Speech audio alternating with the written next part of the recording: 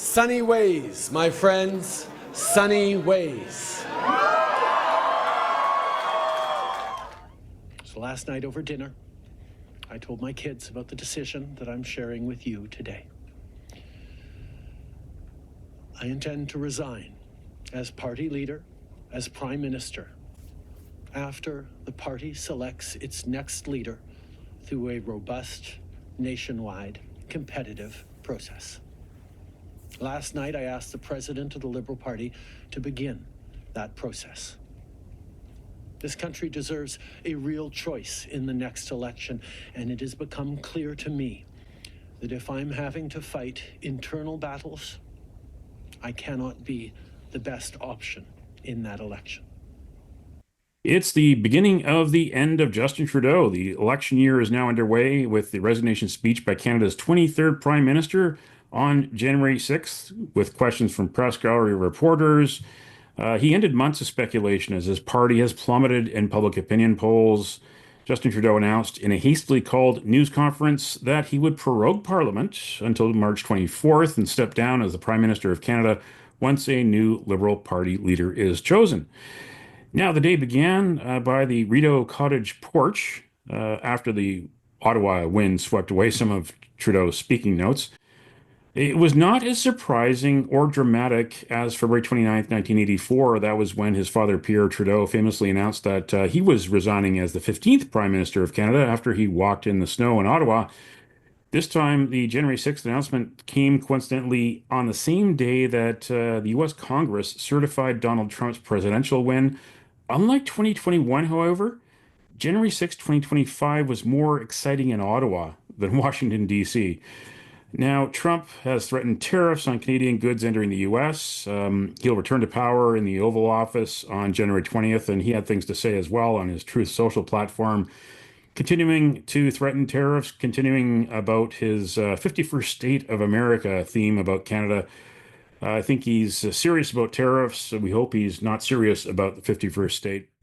But to join me to talk about all of this on this momentous day in Canadian history, Canadian political history, is Mario Canseco, president of Research Co. and repeat guest here on theBreaker.news podcast. Now, Mario, what is your reaction to this announcement on the first Monday of 2025 that Justin Trudeau has finally seen the writing on the wall that he cannot get reelected? We were in field over the weekend, Bob, and the numbers were dismal for the Liberal Party. 21% level of support across the country. The Conservatives leading in every region and province, with the exception of Quebec, where the Bloc was in first place, and the Liberals were a distant third. So certainly a situation where a lot of the things that we were told were going to happen were not materializing. We have no gender gap. The level of support for the Conservatives is the same among men and women. There was no significant rebound with middle-aged Canadians. We have a majority who say that they're voting for the Conservatives.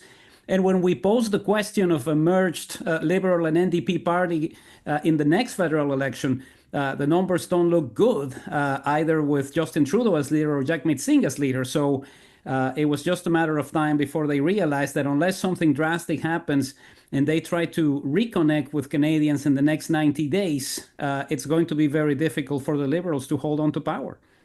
What were the key takeaways of the events of January the 6th, 2025, of Justin Trudeau's rushed announcement at Rideau Cottage to say that he was resigning? What are the key takeaways? Was there any surprise to you? Well, there's a couple of things that were quite surprising. I think the discussion about Chrystia Freeland leaving the government left a lot of unanswered questions. You know, this idea of, there are certain conversations that I had with her that I'm not going to share with anybody. But also the notion that the regret is to see a situation where they weren't able to change the way in which we elect the House of Commons. And I was one of the people who actually presented to the House of Commons Committee on electoral reform. And I can tell you that the Liberals who were present at the time weren't really paying that close attention to this. I think most of us came out of this thinking that it was an exercise in lip service, and it ultimately was because nothing happened. But to look at it this way and to say, maybe this is my one regret that we couldn't do anything like this. And of course, we'll have a discussion about what the legacy of the Trudeau years will be. For some, it'll be the legalization of marijuana. For some, it will be the handling of the COVID-19 pandemic, which made today's announcement even more ironic. This is the setting in which Justin Trudeau had a significantly higher approval rating discussing with Canadians how to deal with the COVID-19 pandemic in April, May, or June of 2020. And here we are 5 years later, and he's announcing from that same venue that he's stepping aside. Now, this was supposed to be a big year for Justin Trudeau, I guess, in his mind. He is the president of the G7. Canada is hosting the G7 summit in Kananaskis, Alberta in mid-June. And because of that, the leader of the government of the host country for the G7 becomes the president of the G7. Now, it looks like he may or may not be around for that, depending on how fast the Liberals replace him as leader. If he stays, then he would be the senior member of the G7 for length of service since 2015. If he's gone, actually, Donald Trump would become the de facto longest serving member, although not consecutive, because he was elected before Emmanuel Macron, the French president.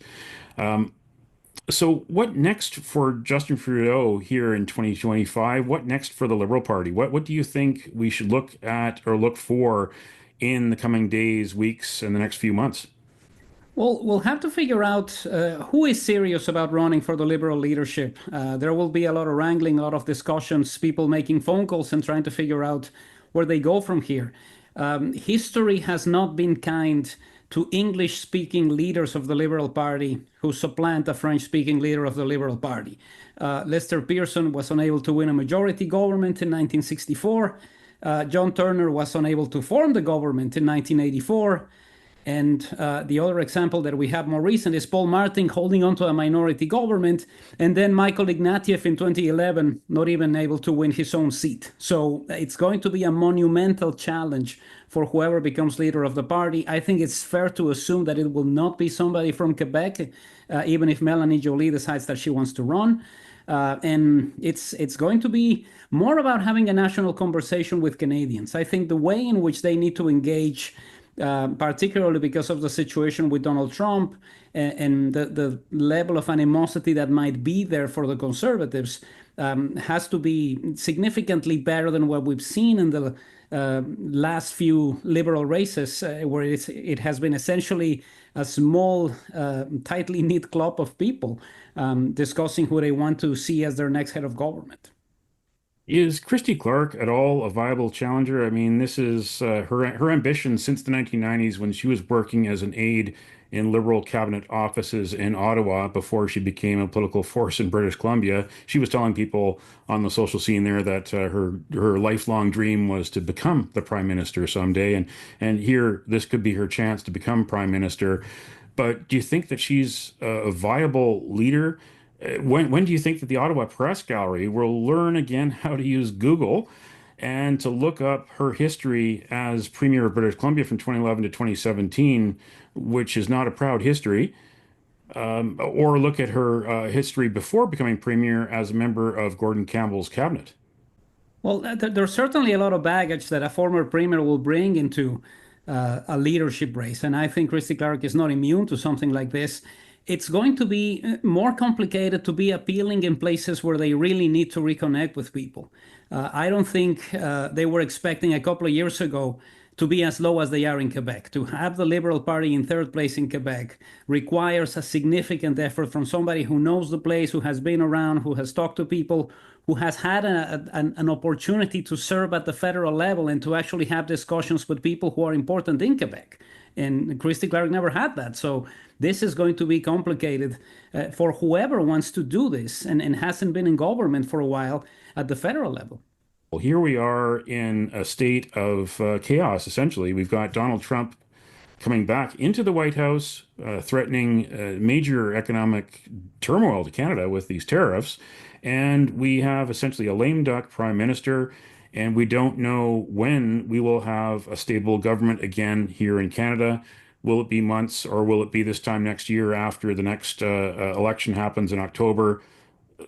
Assuming that it stays in October, assuming there's nothing, no other surprise along the way, no court challenge to extend this term of the Liberal. Well, I think part of what makes this more complicated than in past situations that are similar is the presence of Donald Trump in the United States. You know, he will take office in the next couple of weeks. There's already been discussions about where he thinks Canada should be as far as the relationship with the United States. Whoever comes in is going to have a very serious conversation and try to figure out how to engage with Canadians on something like this. Whoever becomes the prime minister after being the leader of the Liberal Party is not going to come in with a mandate from voters, and there might be people who are expecting this to be a coronation of Pierre Poilievre once Canadians are able to cast a ballot in the next federal election. But it's really crucial for the next 3 or 5 months to maintain the discussions about where to go and how to deal with the United States. Otherwise, you know, we run the risk of more jokes and more problems and more discussions about Donald Trump. And it's tough to figure out when you can take him seriously or not. But, you know, we never had this type of rhetoric in 2016 or 2017 because Justin Trudeau was seen as a significantly more powerful prime minister than what he is now.